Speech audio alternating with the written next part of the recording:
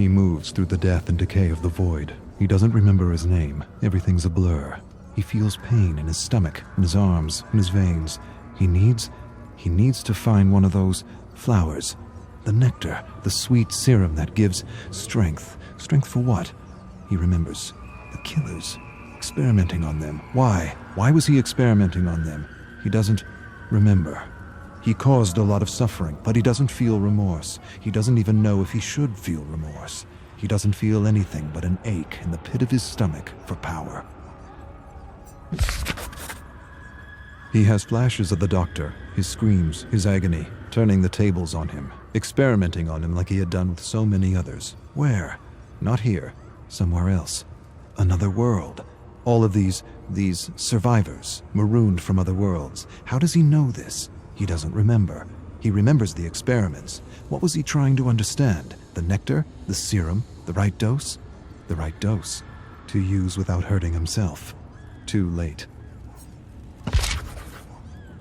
He feels the hunger. Not for food or drink, not for talk or fun. For a flower, a single flower, for serum. He knows the entity is watching him. He knows it, feels it inside his bones.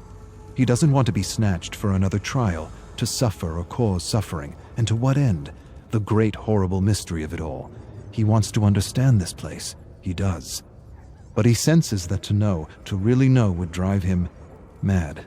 Madness, that's what this place is. The embodiment of madness. He doesn't want to be pulled into another trial. He wants to return home. He must return home. That's why he was studying the serum. It gave him insight. Insight to what?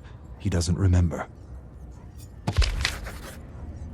Home. He doesn't even remember where home is. He only remembers the void. Hundreds, maybe thousands of discarded survivors. Not dead, not alive, something else. Alive but dead inside. Burnt, emotionless, useless to the entity. He remembers. He remembers rising from the void, finding a flower. Had this flower been his salvation? Had the flower been his way out? He falls to his knees and shouts at the abyss, and the abyss answers with silence. The silence is so deafening it hurts. He buckles over, climbs to his knees. He needs serum. He's lost. He doesn't know where he is. He sees things like tentacles reaching out for him from the fog, and he knows they're not real. None of it is. He's losing his mind if he hasn't lost it already. His eyes play tricks on him. He sees giant, nameless creatures looming over him. Doesn't matter. They're not real. None of it is. His hunger confuses him, oppresses him. He'd do anything for that feeling again. Anything. Even return to the trials. He would. He'd rip survivors and killers apart, limb from limb, for that feeling again. He begins to mumble words. A promise. One flower, and I will do anything.